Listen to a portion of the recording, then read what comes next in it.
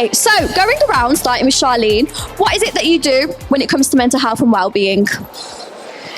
Well, obviously break a leg. No, on a serious note, I think your mental health and well-being isn't just physical, and it's not always something that you see.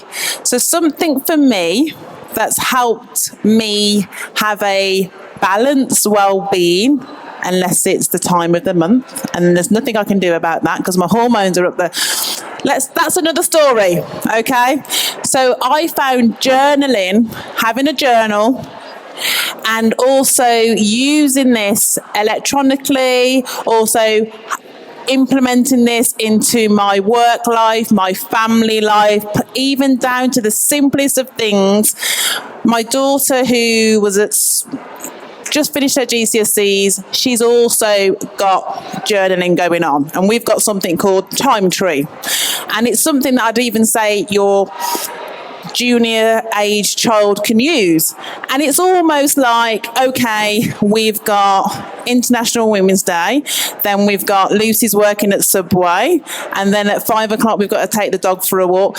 It really does help, because otherwise you find yourself running around like a headless chicken, saying that you champion well-being, but really you're not practicing well-being.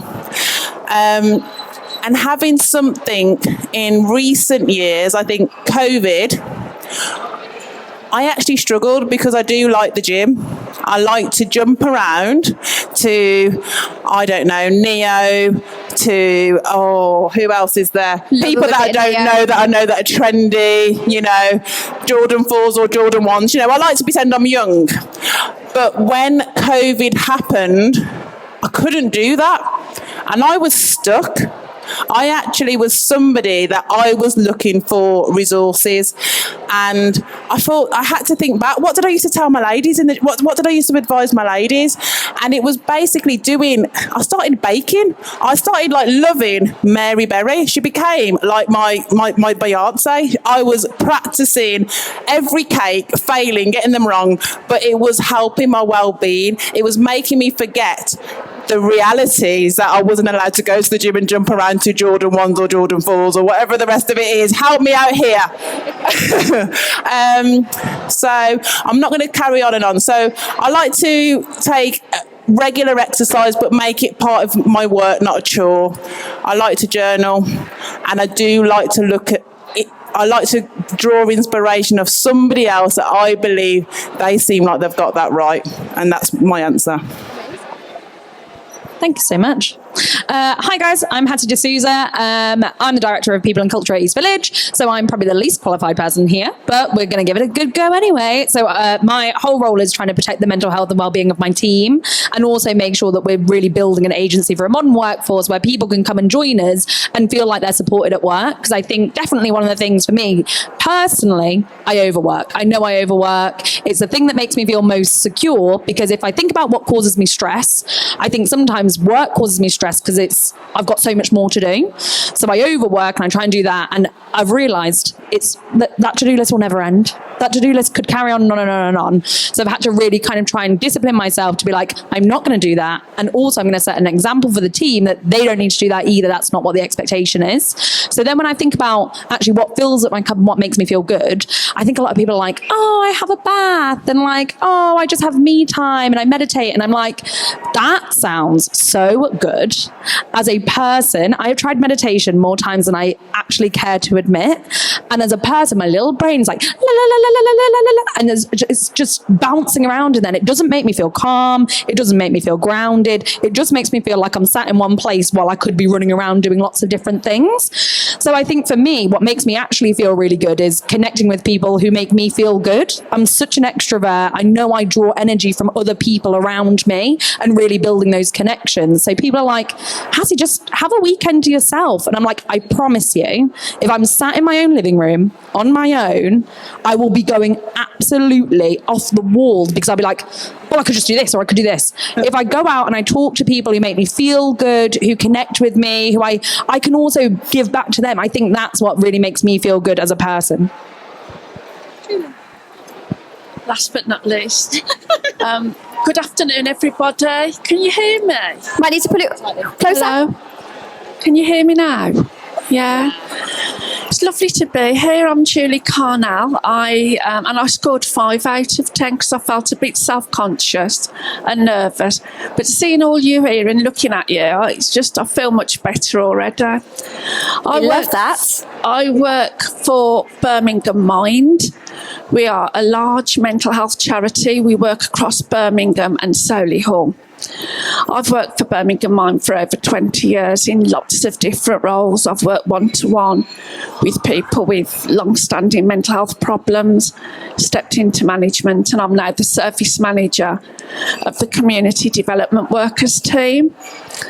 Our main role is to support better mental health and wellbeing in communities, which sounds very glib and very easy. But actually, there's hundreds of different communities that live in Birmingham and Solihull that don't even have the language to understand what mental health means. And it's really important that we're supporting those communities.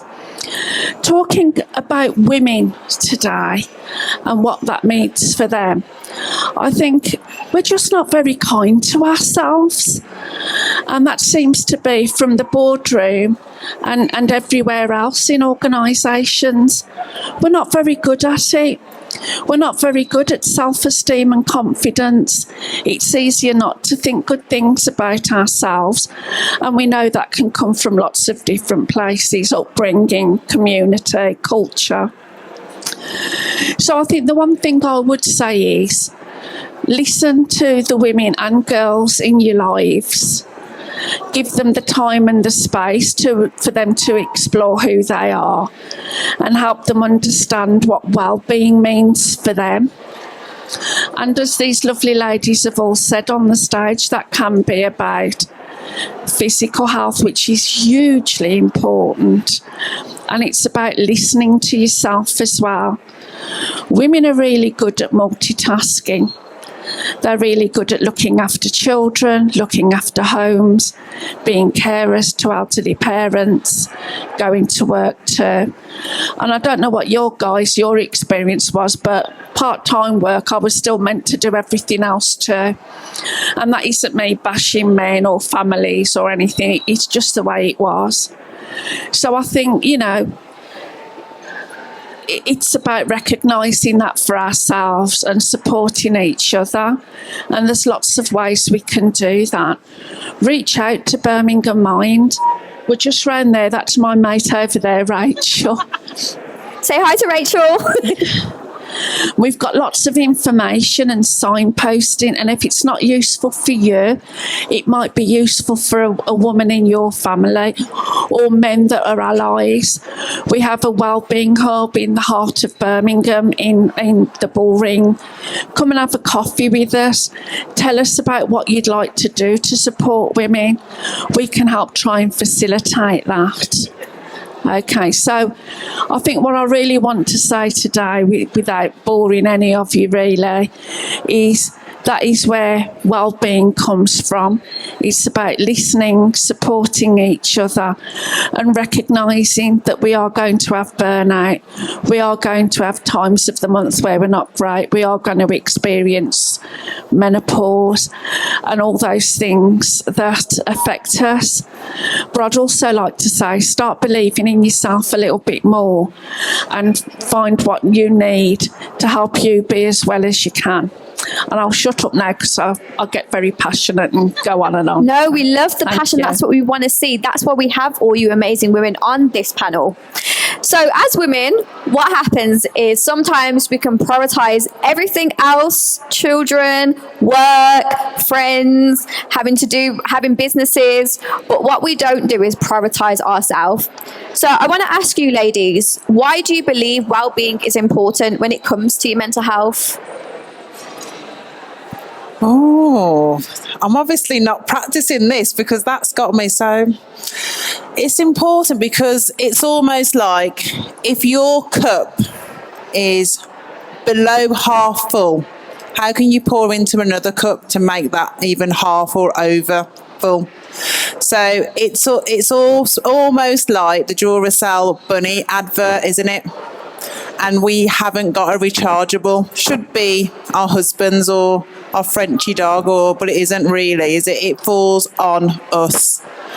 We carry the weight of so much, but see it as a beauty. I see women as you're my inspiration, and that's why I stand here today on this stage. I haven't got it figured out any more than you have. I just try and learn, and I try and pass on what I know. So yes, we're Mother Nature. We're like the tree of life, got all these branches and all these vessels, but if that tree is rotting in the core, it just means you're not nurturing. You're not giving yourself simple things, water. You're not giving yourself sunlight. You're not giving yourselves the opportunities to keep flourishing and growing. And the thing is, a tree, and this is real, will keep standing there and standing there and standing there for a couple of hundred of years. If you go for walks in the park, you go by the bark, and you take off, a layer, and it's rotting inside because it didn't take care of itself. So that's my takeaway if you see it like that. Wow, that was powerful. Thank you, Charlene. I think for me that well-being piece is about that practicing piece, because I think I am the queen of a wallow. Like if something's gone wrong for me, like sometimes I need to just like build back stronger and be like, yeah, let's pick ourselves up, girl. But other times I'm like, no, I just want to sit in this for a minute, and that's fine. Absolutely, you should allow yourself the feelings, allow yourself to process those things. But other times I'm also like, I just need to get out there and practice being okay again. And the prime example of this is yesterday. So I'm now doing Couch 5K, which I've now told everybody, and that is my accountability piece. So if any of you see me not running down those streets, tell me to get my feet moving. But part of that was because as a person, I have a lot of energy. I'm constantly jumping about the place. But in terms of that regimented doing something for me and really taking the time to do that thing that I know is going to make me feel better, but it's so hard. It's so hard to get out there and like do that first week. And if anyone here has done Couch to 5K, guys, I've done it. I've completed it. I went straight back to week 1 this time, and I still did those eight times 1 minute runs. And at the end of the 6th one, I was like, I'm just going to sit in the park and I'm going to cry because I physically don't have 2 more minutes in me, regardless of how long I'm walking in between.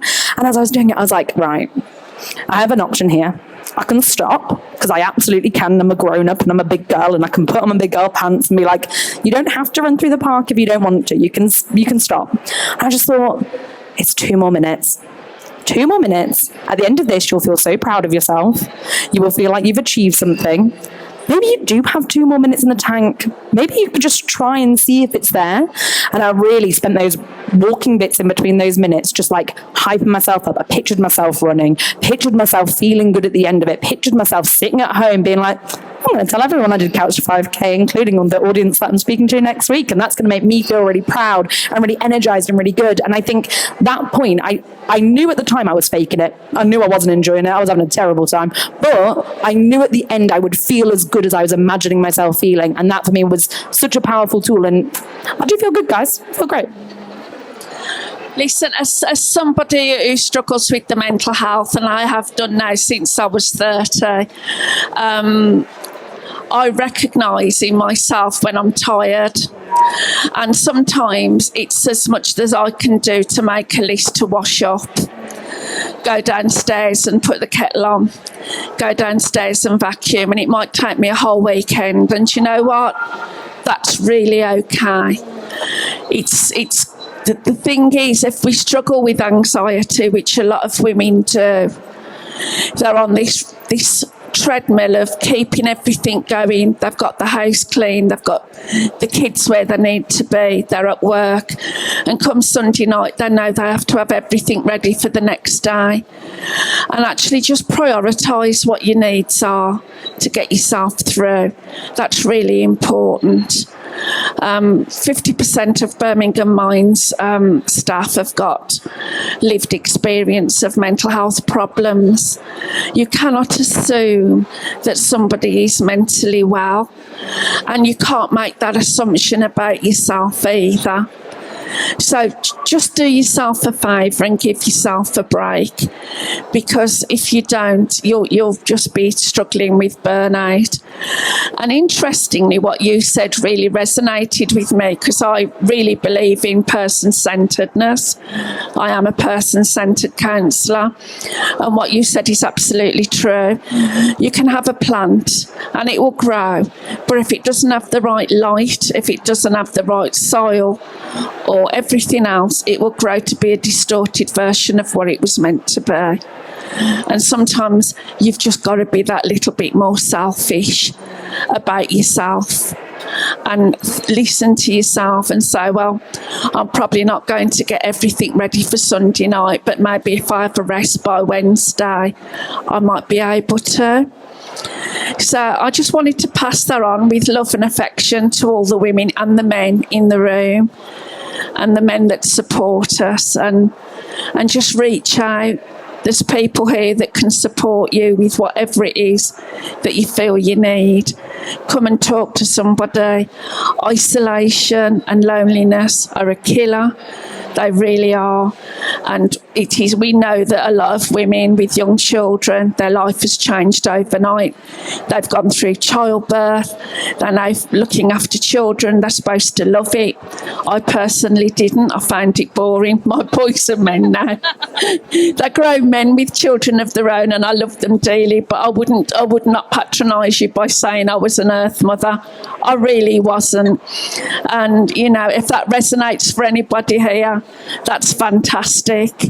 But I hope that helps. It's just listen to yourself a little bit more and be a little bit more selfish with your time. And if that's half an hour just doing something for you, do it. As I said, the boring hub's just round the corner.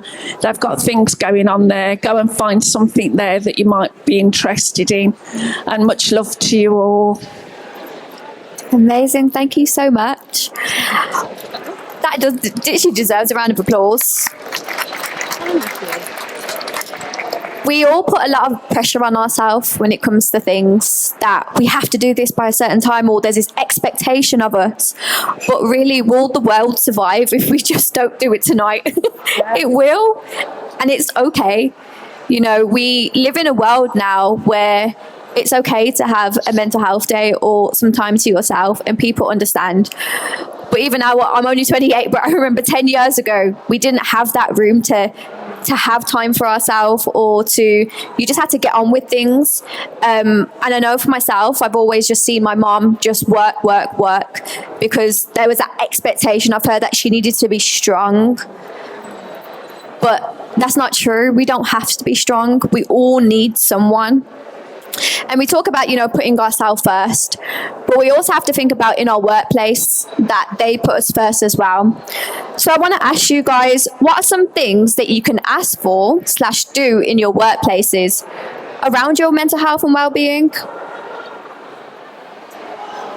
I keep getting stitched up here. I'm actually going to pass this to Hatie first, and then So I've used to own a ladies' gym. So to be honest, in that space, I had access to signposting service like Mind, and you know, we had the local authorities helping with diabetes and stop smoking. So there was a lot of resources there. So we just adopted the culture. So in a way, I didn't have to, being honest, didn't have to think about it. I had a gym. You were coming there to get fit. So you were using your well-being, but we had access to those services.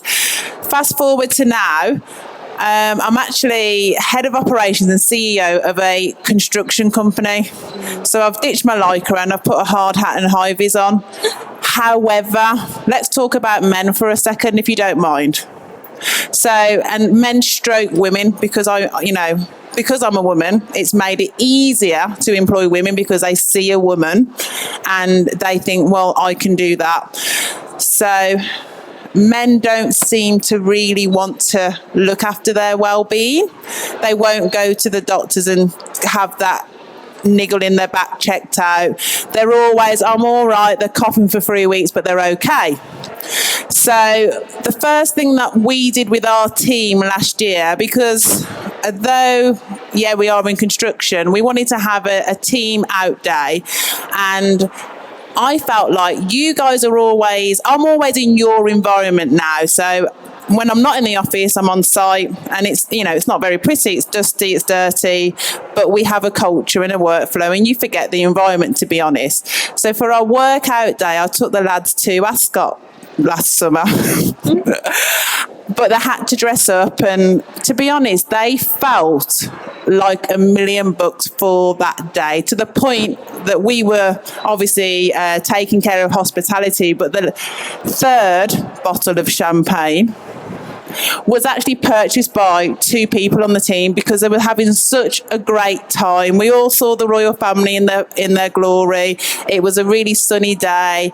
We made some bets on names that probably reminded us of our grandfathers, and it was just amazing. So that was something that I think was me as an employer implementing some wellbeing. So it's not always the obvious things, but Hatie had some better resources when we were talking earlier, which I'd like her to continue and let you know. That is very kind of you. That is probably too kind. So let's everyone lower expectations. So we're a micro team. So we have literally only got 8 of us, and that makes my job so much easier as director of people and culture, because I literally know all of the people sat around. I probably know their mum's name. I know their dog's name. I know so much about them, and it allows us to be exactly what you said, Julie, like really person-centered. I know what those people are motivated by. I know what makes them feel good in the morning. I know how they have their coffee. So if they're having a bit of an off day, I know how to go and be like, I know you might not want to talk about it, but I'm thinking of you. If you need me, I'm just sat over there. So all those kind of touch points that we can have with people. At the end of the day,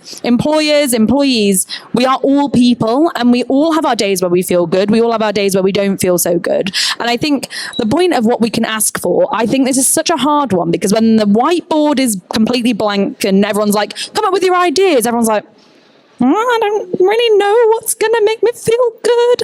And that can be really difficult, to be the person to stand there and say, I think what's going to make us feel good is everyone does yoga on a Wednesday, because actually that's not, we're not universal. We don't all have the same things that make us feel really good. But actually what we can start to do is put different things in place that mean that people can access resources at their own pace, in their own way, and in the way that makes them feel most comfortable. So we did an exercise a while back, which was, how much of yourself do you bring to work? And I was like, 99%, baby. MD was like 70. I was like, why am I bringing so much of me to work and you're only bringing 70%? What is that about? And I remember us having that conversation. She was like, because I'm the boss. I have to still have that bit where I'm a person, but I can't show that all the time. And I was like, you can, but what is so important is people have the opportunity to bring as much or as little of themselves to work and have that protection of their own boundaries. So that's one of the things that we do as an exercise. We say, how much of yourself do you bring to work? How much of yourself would you like to bring to work? And if those numbers are different, then we start to have those conversations in one-to-ones. We start to have those conversations in appraisals. We have something called the Team EV Charter, which is how we bring our values to life and measure our own accountability and our impact against them. And a whole section of it is called Happy and Healthy. And it's about how do we make our team come to work and feel happy and healthy while they're there. Also, how do we do things in work that when they go home, they feel like they're more energized than they did when they left. So for us, it's things like, all of our SLT are mental health first aid trained. So for me, that was really important, because when someone says, I'm not feeling so good today, my thing is I'm a fixer. I love to fix problems. Give me a problem with a client or this, I'm fixing it. I've got a solution. With people's feelings, you can't always do that. And I found that so difficult. I was like, they should just try this, or how about that? Actually, mental health first aid training taught me that the most important thing is listening. And the most important thing is being able to encourage them to seek alternative supports if other people can be better supports for them. Equally, we depend a lot on Birmingham Mind. Thank you, Birmingham Mind. So everybody gets signposted to Birmingham Mind. They've got a free number that you can call 24 hours. People can then help you, trained people. But there's also other things. So Living Well, who provide mental health, wellbeing and support for everybody in a B postcode. That is tremendously useful. They have lots of things that are everything from therapy all the way through to group solutions. So anger management. They do a great one that's all about physical well-being. And actually, if you feel a little bit anxious anxious going out there and doing some exercise, they do that with a PT who also is mental health first aid trained and a psychologist. Equally, some of the stuff that we do is around some of that pastoral care. So making sure that people feel like they have an opportunity to show their skills and be a person with their colleagues, and maybe show some of that vulnerability that they wouldn't always feel comfortable to bring to the table. So loads of different things there. I'm going to hand over to you, Julie, because you know lots about people feeling good. Well, I don't think I can add to that really, but I do recognise what you said about men. The team that I manage, we have got a men's work stream, and that is absolutely true. That you know, men, a bit sexist, I suppose, but men aren't that great at looking after themselves. And I imagine there's a lot of facade with sons or dads or uncles that we love and adore, and maybe that is something we need to talk to them about. Going back to mental health and wellbeing at the workplace, though, which is the question, isn't it? How do we keep well? Listen, I've managed teams where the workers have had worse mental health than the people that they're going out to support. You know, with the diagnoses and the labels like schizophrenia and bipolar and the lovely borderline personality disorder, you know, all really lovely labels to put on people. I think for me as a manager, my aim is to make sure that my service is as good as it can be, and that it's delivering mental health and wellbeing information. So it's really important for me that I'm listening to my team, that I understand who they are as individuals, because that is the key thing, is we're seen as an individual. We're part of a team, but we're different. We make up a bit like a jigsaw puzzle, the full picture, but we're on our own. So I do that in lots of different ways. One thing I do love is wellbeing plans. And it's about reflective practice. It's about asking that person, you know, what keeps you well?